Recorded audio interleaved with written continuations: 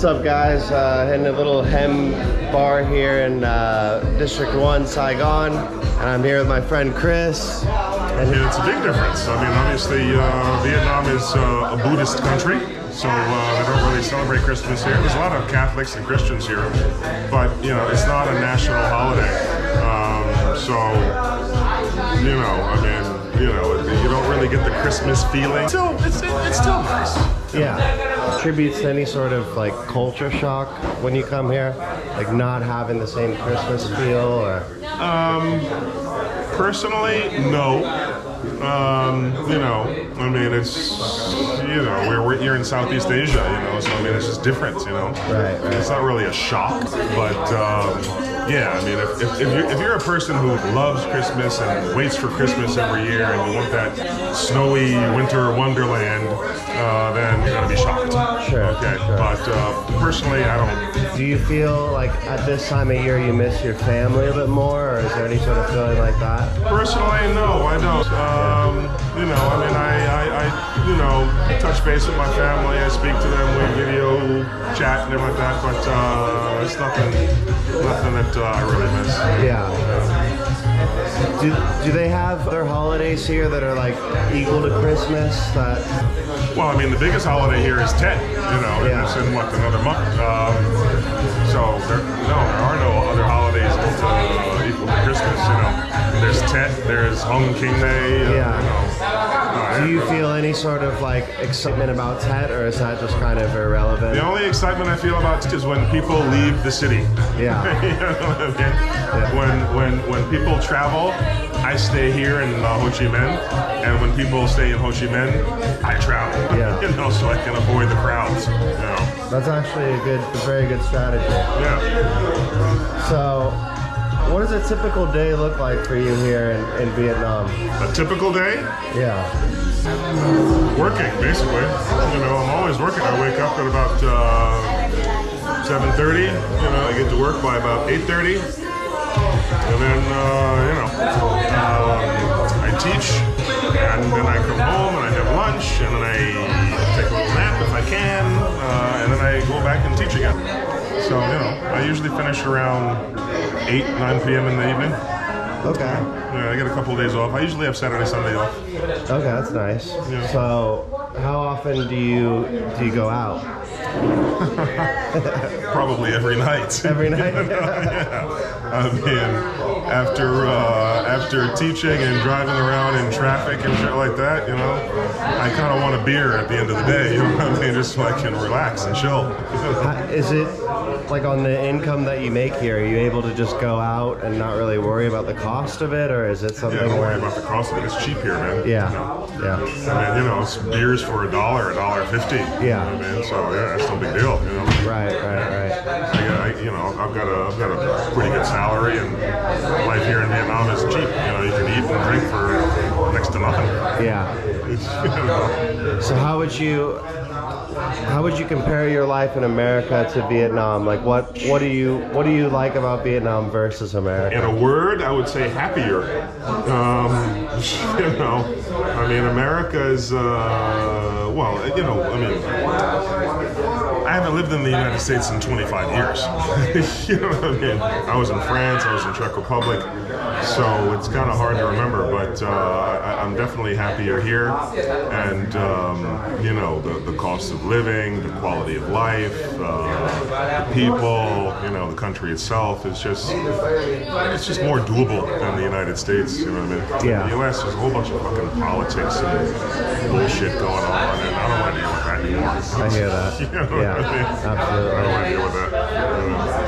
And everything costs money, you know, it's just super expensive in the US. You know? Very expensive. Everything costs money.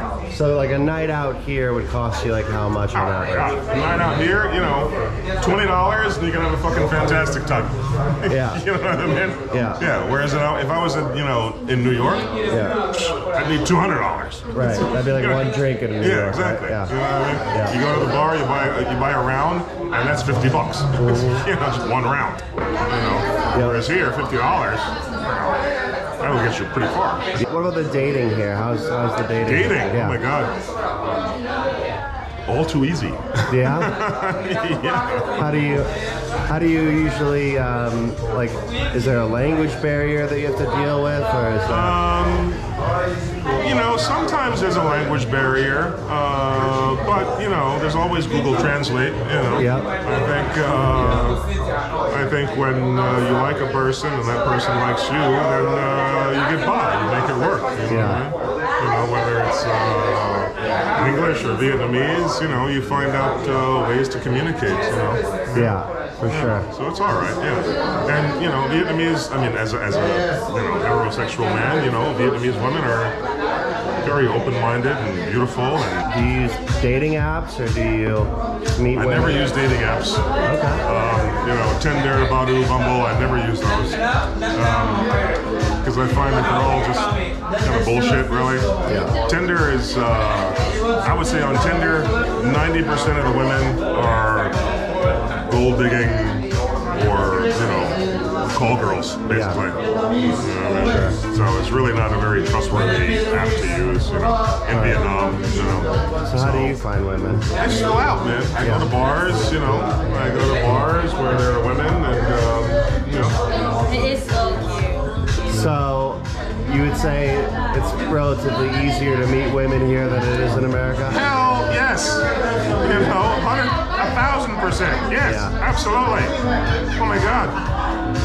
You know, here you can just, you know, Ho Chi Minh City is millions of people, millions of girls. You can go out to pretty much any bar and, you know, talk to a girl. Yeah. You know what I mean? Yeah. And, you know, it might just work out. You know? Why do you think that is? Because women in America do seem much less approachable. Why do you think the women here are more approachable?